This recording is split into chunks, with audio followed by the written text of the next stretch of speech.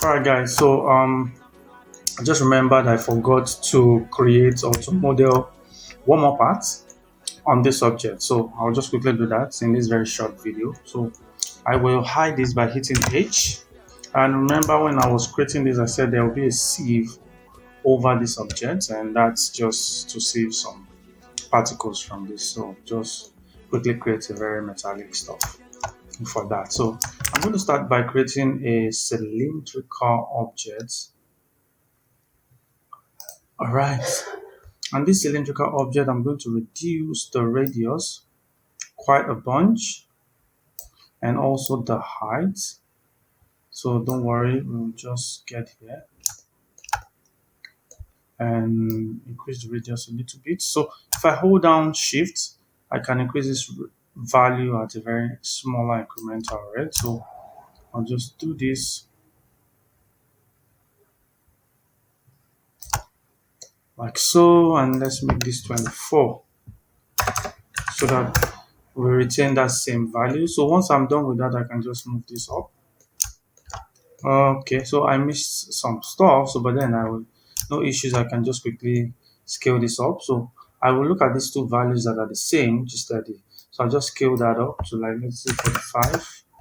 You can still go up. Let's try 55.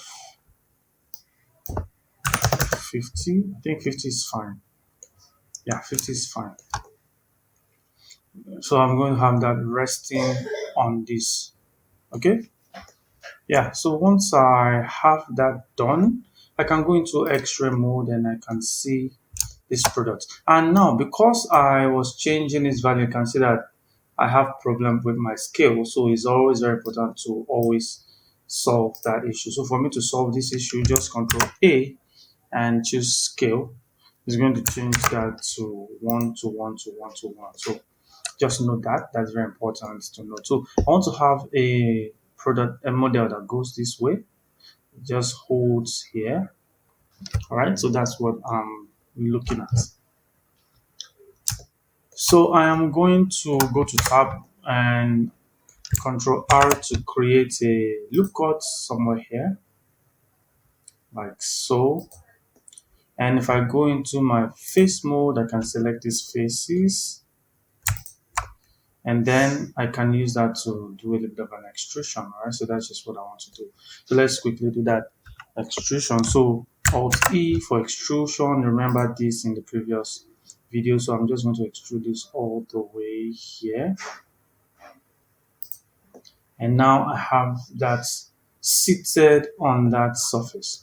So if I go back outside X-ray mode, I can quickly delete some of the faces here.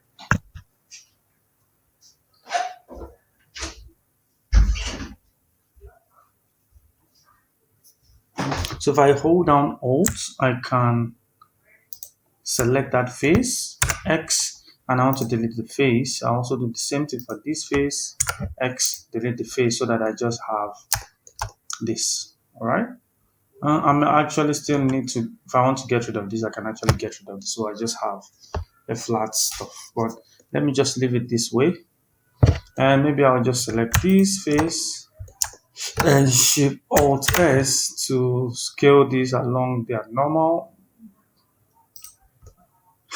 I think that is pretty much fine. Okay, it's fine like that. So what I can do is I can now isolate and start working on this. So I can select this face and just move this down a little bit. All right, so let's quickly start working on this. I'll select this edge, go to 2 for edge mode, select that edge, Control P, and bevel that a little bit. Do that also, Control P, bevel those edges. And why I'm beveling this is just to create a tension there. So by the time I put this into a subdivision surface, I'm not going to have any problem, all right, whatsoever. So that's just the reason why I'm doing that. So the next thing I'm going to do is I'm going to try to create the object that I'm going to use to get the holes on this object, because it's more like a sieve. All right, so if I go into tab to go to object mode and shift A, cylinder, I'm going to have this cylindrical object. So I'm just going to reduce this radius quite a bunch, very tiny. I think that is fine too. And then I will also increase the depth so that I can have this intersecting with this object. So I'll just start moving this cylinder around. So Shift D to duplicate and just G, and I can just move to wherever I need. So I actually do not need to hit G. So as soon as you hit Shift D, you have that duplicate on your mouse. You just move it anywhere you want. So I'm just duplicating randomly. I don't want to have any particular order so that it just make it look like hand drilled. So you just have to go through this process. I'm just hitting Shift D and moving this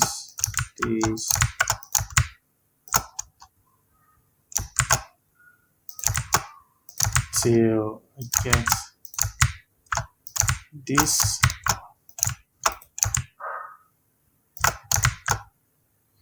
Have one here, there, till I'm going to fill up the spaces that I want to create the hole in. Okay, so I'll just put this here. And I think I will just stop right there. And now you have all of these. So what I will do is just go into my X-ray mode, select all of these guys, and I need to join them to become one object. It's very important. So for me to join, I can either right click, you see option to join, or Control J. So Control J joins them, they become one object cylinder. And this is going to be that liquid sieve and all of that. So, and once I have this done, I'll just select this object itself, go to modify, and then look for Boolean. So the Boolean is what we're going to use to subtract this from that. So let me just quickly save before anything. So I will choose this subtract or difference operation, then I'll use this eyedropper to select the other operand that I want to use to subtract from it. So once I have that selected, and I need to apply for me to see this. So I'll just click on apply, and that will be applied. So I will just have to delete this, and I know we're going to have this problem.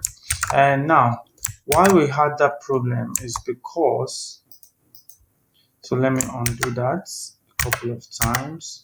Why we had that problem with this is because this is a flat object, and so we're trying to subtract this from a flat object, so it's not really doing what it's meant to do. So we need to make sure we make this a thick object. There should be a thickness to this. There are two ways you can do that. You could either add a modifier to it, or you could just extrude along the normal. So we've been doing extrude along normal, so let's just add modifier.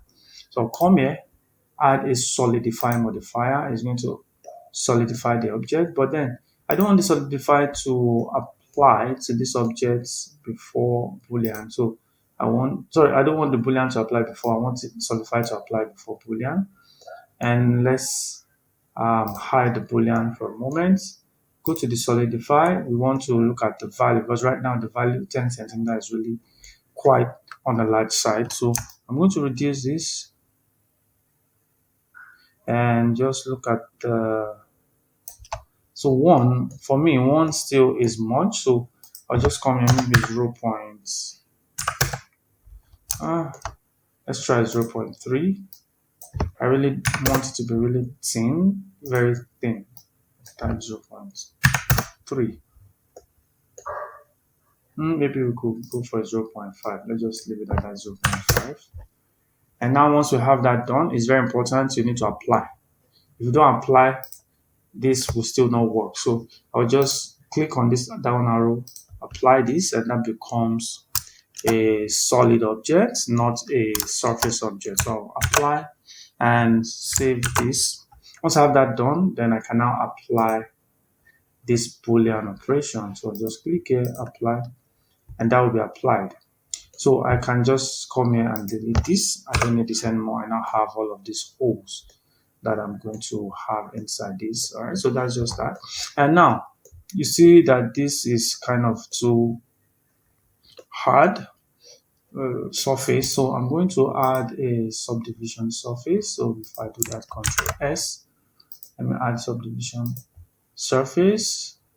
And for some reason, it always crashes. So just hope it doesn't crash this time. But if it does, I'll just use another approach to doing this. Maybe I'll just add the subdivision in the what's it called, modeling environment. So I think this will crash because I can see what's happening. I don't know why it's beginning to crash lately. So let me just not waste time. I will just get rid of that and then come back to the other solution to it. So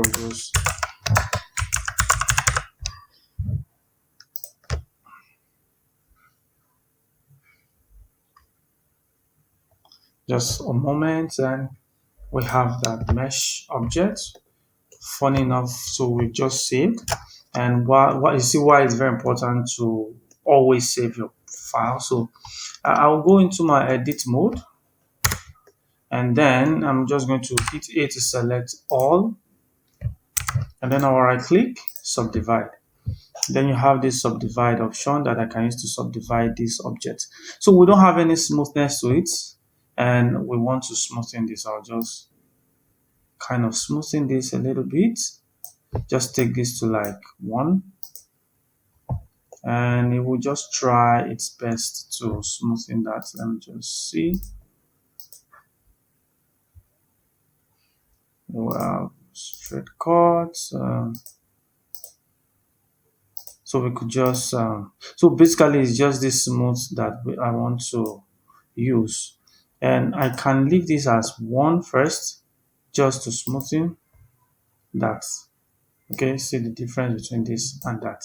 So once I'm done with that, I'll right click again, subdivide, and it smoothens that again till we get to have a good stuff. All right, so I'm not going to be, even though you can notice we're having hard stuff here, but just I think the one is fine. So I'm just going to undo this one, and I'll leave this as this. Go to object mode, and then I can right click, shade smooth, and that will, you can see we have a lot of issues here. So but then we could spend our time to start cleaning this up. But since we are not doing any deformation on this object, I'll always leave them because really doesn't really matter. It's a hard surface object, and we are not doing any deformation on it, animated deformation. So, and plus it's going to be far, and camera won't really catch that. So just always leave that.